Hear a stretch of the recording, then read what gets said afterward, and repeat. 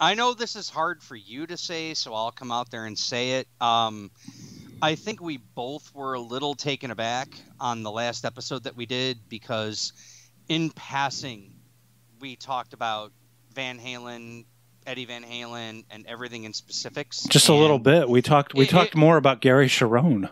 You know? Did, and it was literally just a passing thing. We had no ramifications. We had no way of knowing what was going to happen the very next day. No, we didn't. It was just one of those things, and it was just, for lack of a better word, it was just ironic as all fuck. Well, it was like, well, we'll get into that. First, I want to ask you, when was the first time you heard Van Halen? Oh shit! Mighty Morphin Power Rangers soundtrack. Really? I'm not ashamed. I am honestly not ashamed to admit that. I mean, what was the song? A better person would have lied and said something better, more epic, more kick-ass. But I'm going to say I never even knew who Van Halen was until I heard the Mighty Morphin Power Rangers soundtrack because of the song Dreams. Well, get higher and higher. I love that song. Actually, it's one of my favorite, but it wasn't supposed to be one of my favorites because it was. I mean, it did not become my favorite song. That was the first time I heard them. Now, we're going to flash forward about a year and a half, 2 years later. My cousin Mike, he just got home from the military. This is 1996. He says, "Hey, John, if you want to get into Van Halen, listen to Rock 103.5 Sunday night. They're going to do a special with Best of Van Halen Volume 1. Michael Anthony, Alex Van Halen, and Eddie Van Halen are all going to be doing like this little show, and they're going to be playing music." I said, sure. I ended up recording that, dude. I wore that tape out when I got done listening to it. That's interesting, because I think the first time I vaguely remembered them from the late 70s because I remember hearing two songs, and they stuck in my head. One was Janie's Crying, and the other one was You Really Got Me. And I heard those. I remember hearing them just in passing because it wasn't my thing at the time. I was like very much into Kiss back then. They still had their makeup on. And we had like a record store in South Philadelphia that had, and I bought some 45s. And I believe I had a 45 of You Really Got Me. And then later, somebody taped a block of Van Halen songs off the radio for me on their cassette and gave it to me. And I listened to it. And it was like a whole block of different songs, I think up until, this had to be 86 or 87. So, but they didn't play any Hagar yet. So it was like a smattering of tracks from Van Halen 1, 2, Women and Children First, Fair Warning, Diver Down, and 1984. And then I had a friend in 1986. His name is Derek Ladley. I still can't find him on Facebook. I'm looking around forever because he's the one who really got me into Van Halen because he gave me all his tapes. He said, go ahead and tape them because we used to have, double cassette decks. So we would tape records off of tapes, and make copies for ourselves. Yeah, I did that too. That was the equivalent of Napster back in the 80s. And when you took two records, two 33 1/3, and you put one album on each side of a 90-minute cassette. And then I just totally got into David Lee Roth and all that stuff, and God, I loved it. I loved it so much. I became like an instant fan, And then the 5150 album comes out. David Lee Roth's out of the band. Sammy Hagar's the new lead vocalist. And I'm like, I don't know if I can take listening to Sammy Hagar now, because I knew a little bit about Sammy Hagar because, he was in Montrose and he was a solo act and he wrote songs for Rick Springfield, Yeah. And he's the lead singer now of Van Halen. And I didn't know if I could do that. And Derek was like, no, it's really good. You got to listen to it. It's like a progression from 1984, I was like, okay, all right, I'll try that. I didn't get into it until a couple of years later, though, with Hagar. Oh, no, dude. Because back to 96 when I heard, that radio special, I liked the David Lee Roth stuff. But then when I heard Why Can't This Be Love for the first time, I was like, and I heard the voice. I'm like, holy shit, that's Sammy Hagar. Yeah. Because, again, I'm a novice. I know nothing about Van Halen. I'm like, holy shit, that's Sammy Hagar. That's the guy who sang the song Heavy Metal. That's the guy who did I'll Fall in Love Again. I'm like, oh, my God. Okay, I'm totally about Van Halen now. So, and I said this on the last podcast, like, dude, I'm a Van Hagar fan more than I am a Van Halen fan. You know, the thing is, somebody put up a poll today, and I thought it was really stupid. It was like, who's the best singer of Van Halen, David Lee Roth or Sammy Hagar? And it was a poll, and I was like, I'm not even engaging in this. This is the stupidest question I've ever. Because for me, it's wonderful. It's like the song "Best of Both Worlds." I can have David Lee Roth if I want, and I can have Sammy Hagar if I want. I feel it, you know. Gary Schoen's a little bit harder to get into, but the thing is, he was always destined to be cursed for replacing two of those guys. You know, those two guys. I mean, if you had to make a valid argument to say like which songs on Van Halen 3 are worthy, you know, I would honestly say "Fire in the Hole" and "Josephina." What about "Without You"? It's good, but that was their only song that charted actually off that record. I think. But then there were other songs. Okay, "Fire in the Hole" was on the Lethal Weapon 4 soundtrack. Okay, but it didn't get any fucking airplay. I know they tried issuing "One I Want" as a single, and I like the song, but it's not, you know, an epic Van Halen song. The whole thing is about attitude, and I think David Lee Roth had attitude, and I think Sammy Hagar did too. Well, he had passion on top of attitude. Well, also he had like a really good singing voice. I mean, would you? I asked my wife this. She didn't answer, of course, because she never does. But I say, wouldn't you say that Sammy Hagar is the white James Brown? Oh, definitely. This guy, I mean, the way, especially when he goes, "Wow," you know. You know, my old man, my former old man, he's passed away, you know, almost 4 years almost. But you know, he grew up in the 50s, and ironically enough, I kind of exposed him to Van Halen, and what's funny is he dug it, but he always said he liked Sammy more. It's interesting because when Sammy Hagar replaced David Lee Roth, there were a lot of people that turned their backs. They didn't want to hear it. Oh, yeah. But then started getting radio airplay. They turned their backs, but it's their first #1 album. It was. But the thing is, they were headed in that trajectory. They were headed toward #1. Remember, 1984 only placed #2 because of Thriller. Because of Thriller. And if not for Thriller, it would have been #1. And Eddie Van Halen played on Thriller. He played on Beat It, which pissed off David Lee Roth. He didn't like them doing outside projects. That was interesting, too, I thought. Yeah, so says the guy who leaves Van Halen so he could do an outside project. Yeah. And he took Ted Templeman with him. But the great thing, you know, the thing about Van Halen that really got me was it felt pure. It was done virtually in one take with very few overdubs, if any, and it was just a band playing, right? And they get in there and they're like this monstrous, horrible thing that's live, and you can feel it live when you're listening to the record. It's like you didn't even have to go to a show because you felt like you were kind of getting a live show. Especially the first record. Yeah, that first record. It was just there was some you know production involved with the second album, which I didn't like when I first heard Van Halen 2, but then I started to really love it after. It took years for me to really get into that, and now Van Halen 2 I think is my favorite record. That's why when I got the news that Eddie Van Halen died, I put on Van Halen 2 because I really love that record now. I know. And I mean, I know you got the news kind of through me, like when I put my little thing up, but I was like, I told you, it's like, dude, I'm listening to Fair Warning.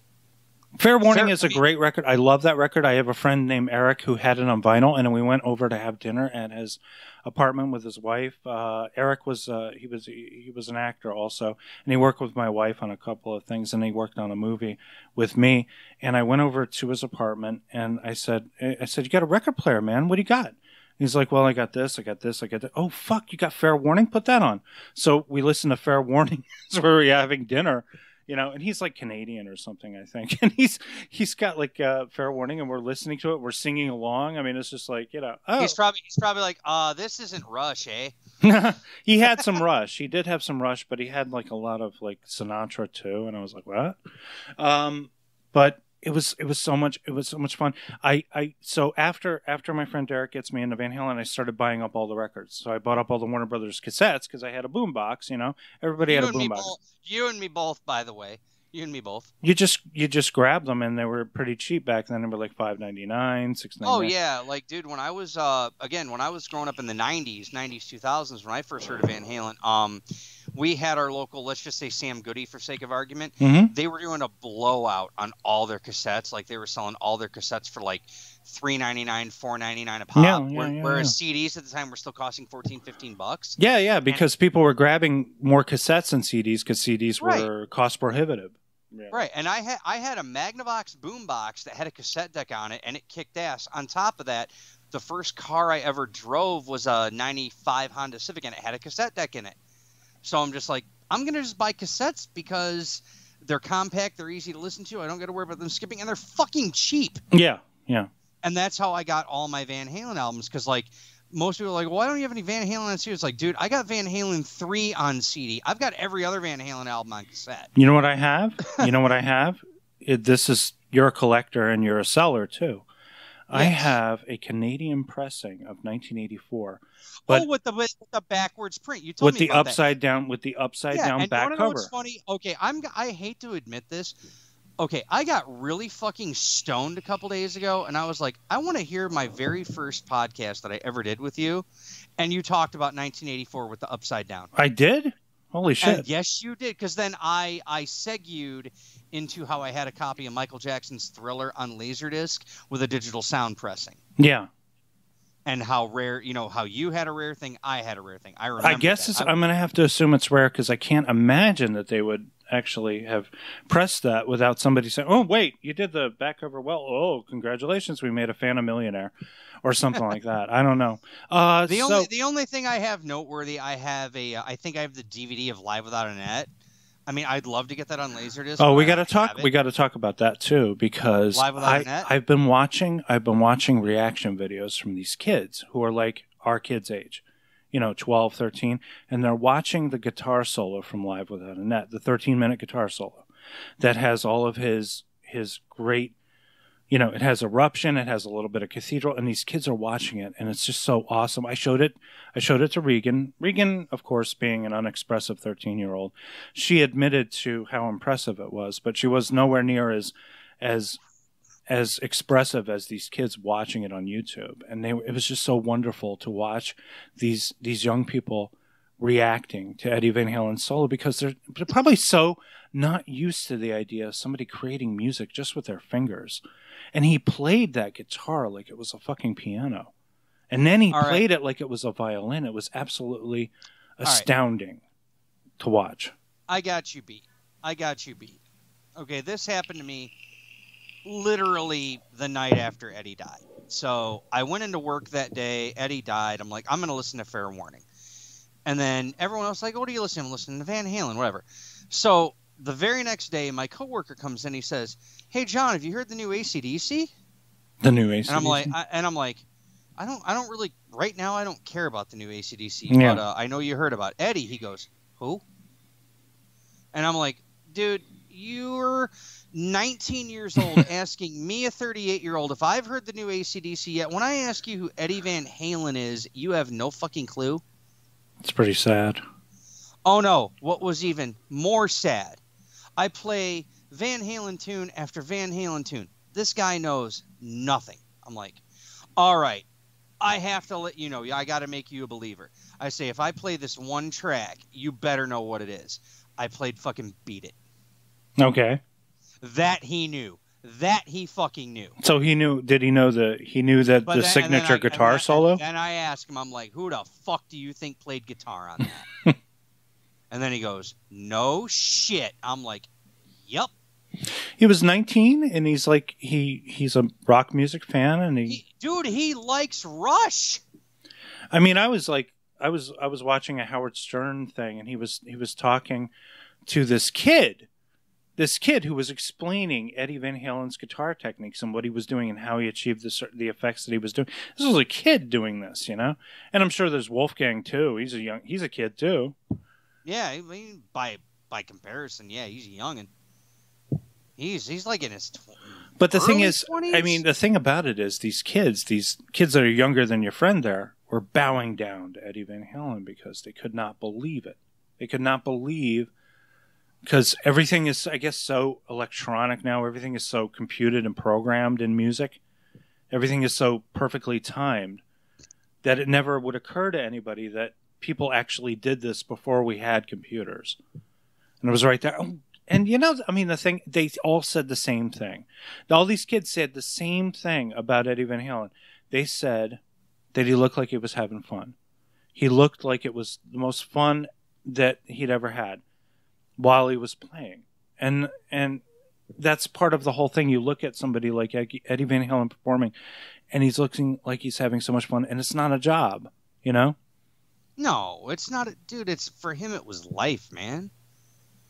I mean, nobody could play the guitar like he did. Nobody can do that. Dude, there's only one person, I think, to this day who can hold a candle to Eddie Van Halen, and that's Kenny Wayne Shepherd. Well, it's weird. I thought you were going to say Randy Rhoads, but... No, Randy Rhoads is long since... I'm saying today. Oh, today, yeah. As we exist, like, fucking Kenny Wayne Shepherd is literally the only guitarist who can hold a candle to Eddie Van Halen. Nobody can beat him. And nobody. They talk about, like, now in entertainment, in the press, in the media, about the distinctive playing. And the thing is, I never thought about it. I never thought about it because, we grew up in an era where we had incredible guitar players anyway. You don't think about this stuff when you're a kid. And then when I saw him play live, and he was doing the same thing. He was running around, he was jumping, and he was playing that thing like a fiddle. And it was like, oh my God, this is like for real. I mean, like, he actually does this live. It's not studio trickery. And then I do a little research on the band, and I find out, they rehearse a little bit, and then they're like, okay, let's do it. And then it's usually a take one situation where they just do it. There's even I think on Oh You Ain't One Too. What was it? Source of Infection. At the beginning, Don Landy says, take one, and that's it. And then they just they go and do it. And it's live. It's actually live. I mean, that's the thing about any Van Halen album, though, dude. It's like it's very little overdubbing. It's like so little work, and yet it's so amazing. It's like 80% of any Van Halen album is done live. It's like the hardest part of the job is for David Lee Roth to remember the fucking words to the song. I was watching, what was it, the U.S. Festival, 1983, and they're launching into, I think, Romeo Void, I think, at the beginning of the show, and he and he doesn't know the words, and it's obvious he doesn't know words, and they got paid $1.5 million for his appearance, and he goes, hey, everybody, I forgot the fucking words! And I'm just like, okay, yeah, we knew that. Oh, God. You know what? I love Dave, but God bless Sammy for being a good showman. The thing is, the both of them. Okay, talk a little bit about the Lee Roth-Hager battle. Yeah, Hager, their most popular work, their biggest sellers, but they did have diminishing returns. So they obviously hit their peak with 5150 and went slowly down from that. Well, okay. OU812 is a step down from 5150 in terms of sales, though. I'm just talking about sales.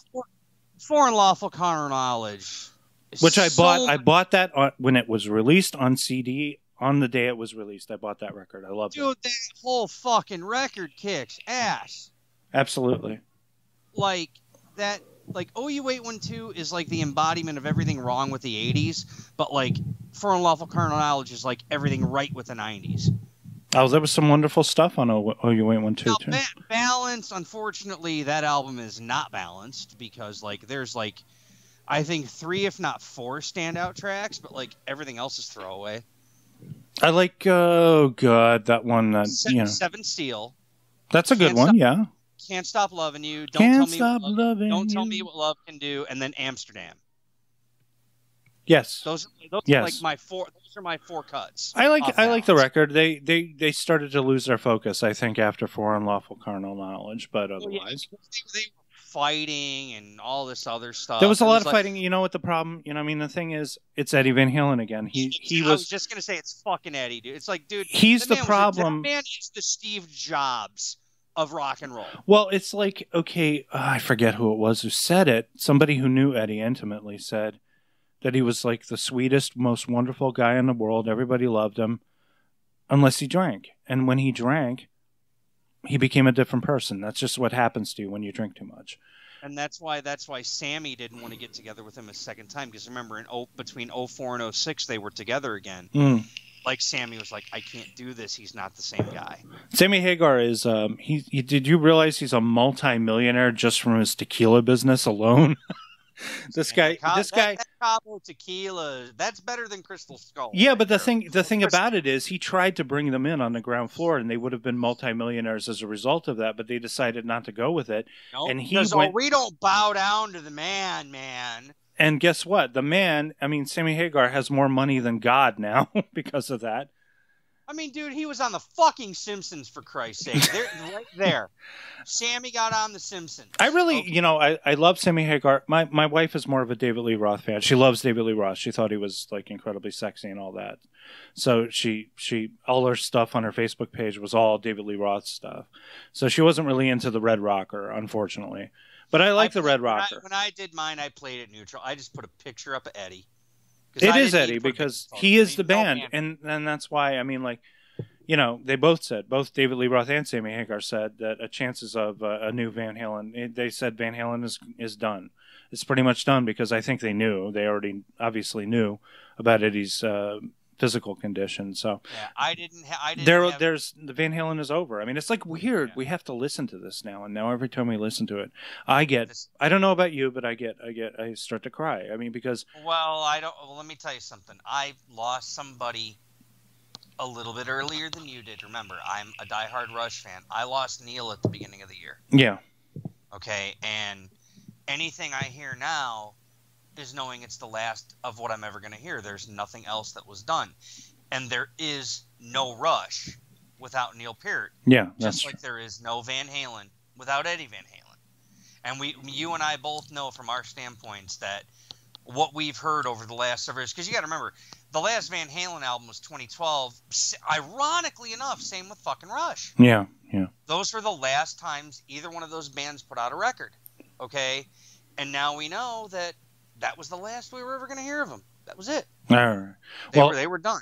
I want to ask you. I was gonna do a debate about favorite album, but I feel like Fair Warning is your favorite album. Well, no. Like, my favorite overall Van Halen album will always be 5150. Oh, really? Okay. Yeah. Oh, but my favorite Roth album is Fair Warning, and my favorite Sammy is 5150. Jeez, now I have to divide mine up. My favorite Van Halen album, like I said before, is because it's very special to me, is Van Halen 2. Because I didn't like it when I first heard it compared to Van Halen 1.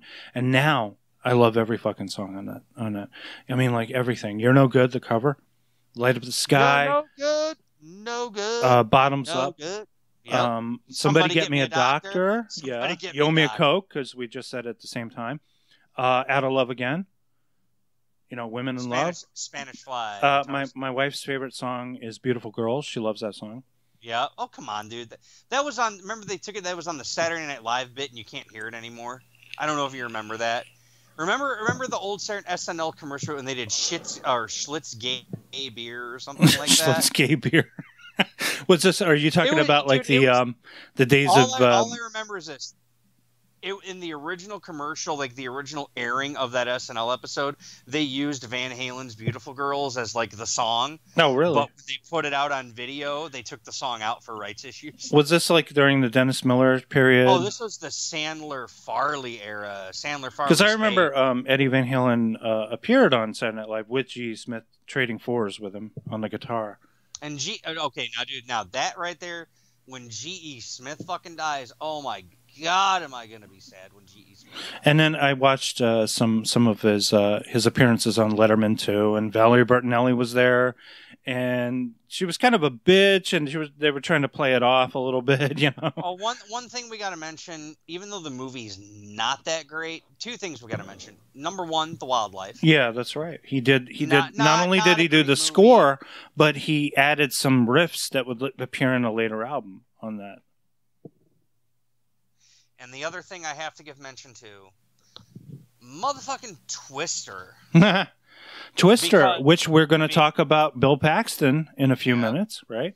My favorite Van Halen song of all time was on that movie. Which one? Respect the Wind? Humans Being. Oh, Humans Being, yes. I That remember right that. there is the jam. That is the jam of all Van Halen jams. I was And that is gonna my favorite Van Halen song. do celebrity tributes, but I figure you can just look at them. I don't know if you want, I can put video up for that, but I just wanted to end this with what I was thinking about. And I was thinking about why we cry for Eddie Van Halen. We don't cry for Eddie Van Halen because Eddie Van Halen died. I think we cry because it's a piece of our childhood that died. Oh, yeah. And it was something that wasn't supposed to die. Somebody said something. I forgot who it was. It was somebody on a. It was somebody in the comment section of a YouTube video that I was looking at. Eddie Van Halen was not supposed to die because you don't look at Eddie Van Halen and think he's dying. You don't think that he either died from old age or he died from some horrible disease that took him. It's because when you look at him, you're looking at Eddie Van Halen from the Jump video, where he's just smiling and having a good time as he's playing his guitar. That's what we think about when we think about Eddie Van Halen, and that makes me sad. It makes me sad that I'll never be able to see that smile again, because he always smiled when he played. He always had fun when he was playing, and he was like a kid. He was eternally youthful because of that. Well, the only thing I can add to that is I take my advice from the movie The Sandlot. Heroes get remembered, but legends never die.